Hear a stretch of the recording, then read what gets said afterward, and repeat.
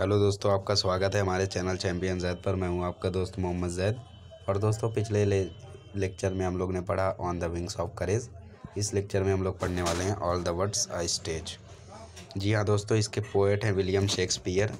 जी हाँ दोस्तों, ये वही हैं जिन्होंने कहा था what is in the name. इन्होंने ये बढ़िया सा कोड बोला था कि नाम में क्या है, आप काम करो, एक बार आपका काम हो गया तो आपका नाम भी काफ़ी होगा। तो इसीलिए ये बहुत ही जाने जाते हैं। एक प्ले राइट थे, मतलब स्टेज आर्ट्स लिखते थे आर्टिस्टों के लिए।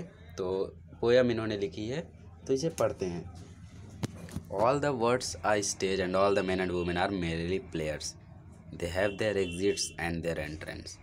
मतलब कि ये कहते हैं पूरी दुनिया एक स्टेज की तरह है। वर्ल्ड को यहाँ पे स्टेज से कंपेयर किया गया है।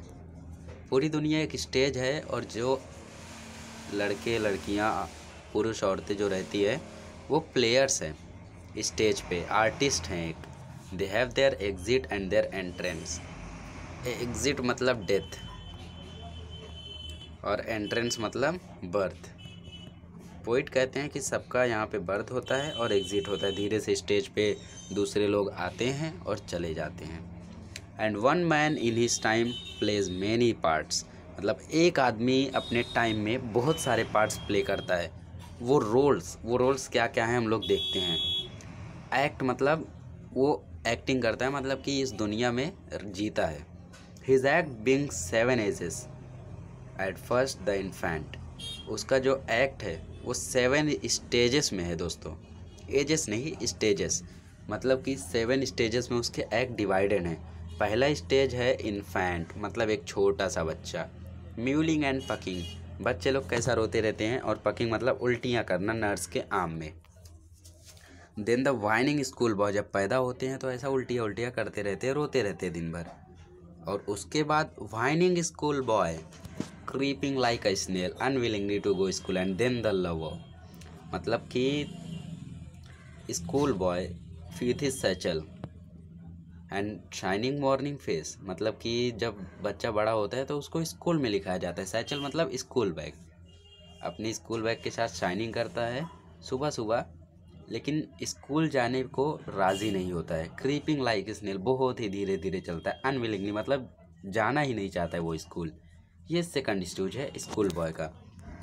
एंड देन द लवर, अभी थर्ड स्टेज क्या है, लवर।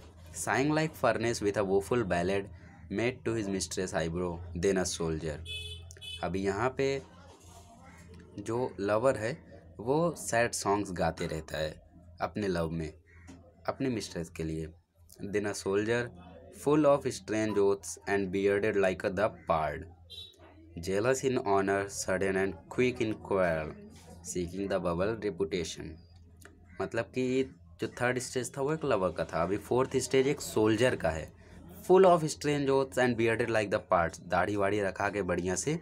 जेलस इन ऑनर, मतलब इंसान जैसे जैसे बड़ा होता है वो जेलसी होते जाता है। जब दूसरे को ऑनर मिलता है तो वो जेलस होता है। Sudden and quick in quarrel, जल्दी से किसी भी झगड़े में पड़ जाता है। Seeking the bubble reputation, bubble reputation मतलब वो रेपुटेशन, वो इज्जत जो ज़्यादा देर के लिए नहीं रहती है। बबल जैसे ज़्यादा देर के लिए नहीं रहता है। तो जब इंसान बड़ा होता है, सोल्जर मतलब कि अपनी लाइफ में आगे बढ़ता है, तो सोल्जर यहाँ पे इसलिए उसको कहा गया है क्योंकि वो अपनी फैमिली को आगे चल के प्रोटेक्ट करता है, अपनी फैमिली का रखवाला बनता है लवर के बाद आफ्टर मैरिज। तो बबल रेपुटेशन खोजने में हमेशा पड़े रहता है, जो ज़्यादा देर चलता भी नहीं है। Even in the cannons mouth, मतलब कि बहुत ही अगर ज़्यादा खतरा फेस करता रहेगा तो भी वो अपना बबल रेपुटेशन ढूंढते रहता है, कितना भी उसके पास खतरा हो। एंड देन द जस्टिस, अभी ये फिफ्थ स्टेज है जस्टिस।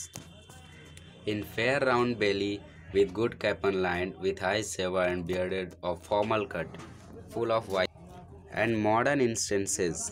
मतलब कि यहाँ पे वो एक जस्टिस मतलब एक जज बन चुका है। उसका जो पेट है वो राउंडेड बेली है, वो गुड कैपन लाइन मतलब थोड़ा मोटा हो गया, फैटी हो गया है, और फॉर्मल कट में है वो।